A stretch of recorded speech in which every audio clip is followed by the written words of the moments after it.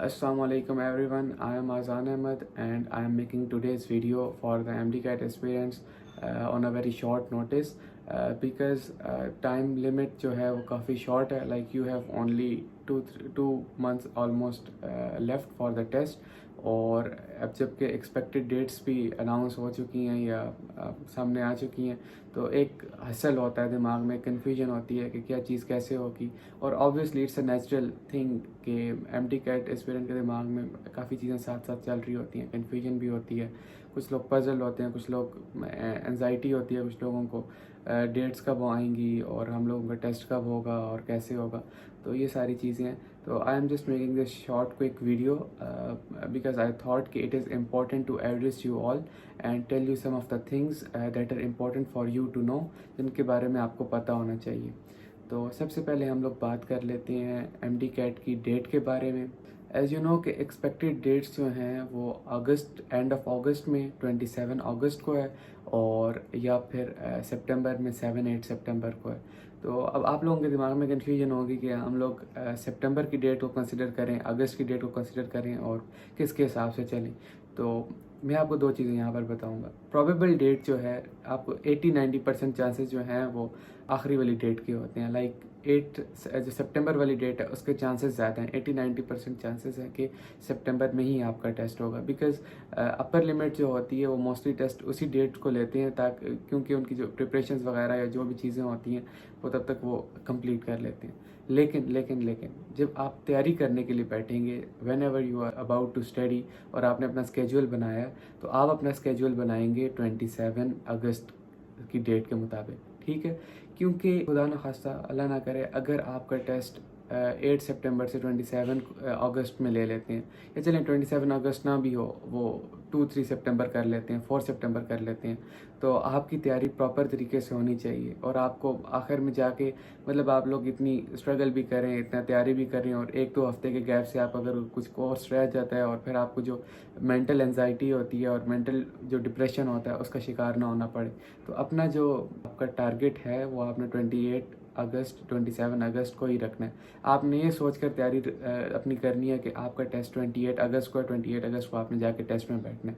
तो इस हिसाब से अपना टाइम टेबल डिज़ाइन करें, अपना स्टडी पैटर्न डिज़ाइन करें.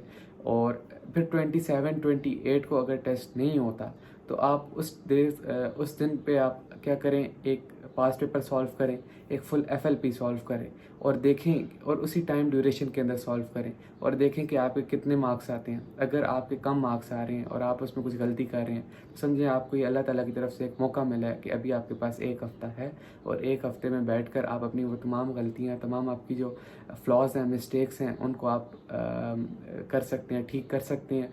और जब आप 8 सितंबर में टेस्ट के लिए बैठेंगे तो आप उन गलतियों से you will be pure from those mistakes. तो इस चीज़ को अपने लिए एक गोल्डन चांस समझें कि आपको 27 अगस्त तक टाइम मिला था, और आपने उसमें अपने आप को असेस किया, एवेलुएट किया, और यहाँ पर आपकी मिस्टेक्स हो रही हैं, और वो मिस्टेक्स को ठीक करने के लिए, उनको निकालने के लिए आपके पास एक और हफ़्ता या 7-8 दिन और आए हैं. तो उन डेज़ को कंज्यूम करें, और जो जो आपकी मिस्टेक्स हुई हैं टेस्ट में उन सबको ख़त्म करें. जितने भी आपके फ्लॉज हैं उनको ख़त्म करने की कोशिश करें, और बिल्कुल एब्सोल्यूट मेंटल सेटिस्फेक्शन के साथ जाके अपने टेस्ट में बैठें अगर वो सितंबर में हो रहा है.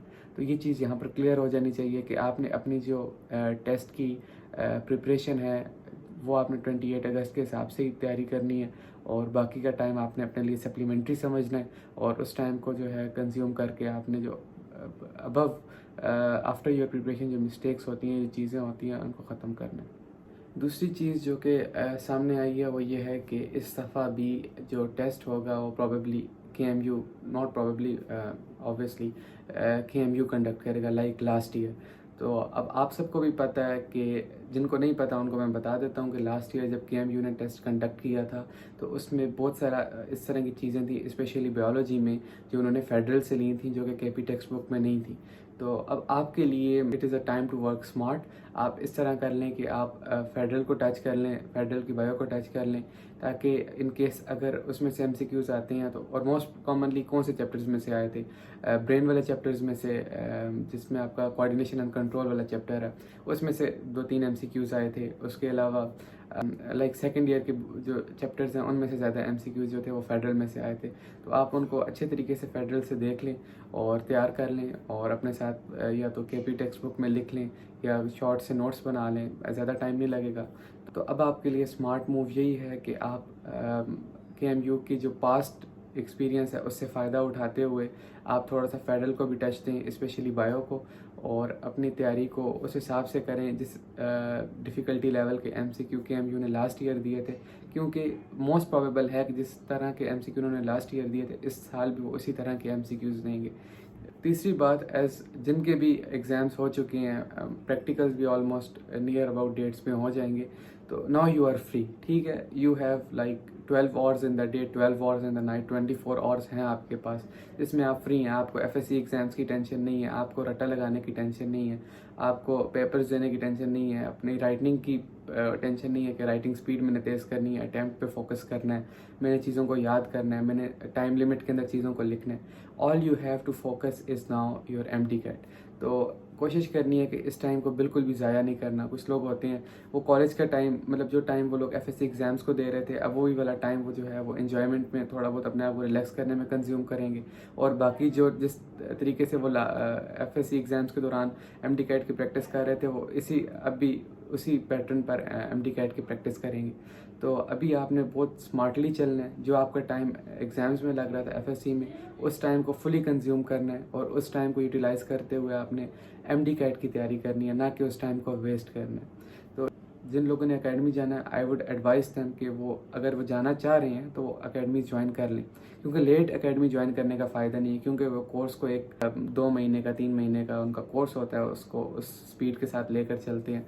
तो अगर आपने ज्वाइन करनी है तो आप डे 1 से ज्वाइन कर लें, और अगर नहीं ज्वाइन करनी तब भी आप डे 1 से अपना स्केड्यूल बना लें। मेरा ये स्केड्यूल है, मैंने इस तरह इस चीज़ को फॉलो करना है।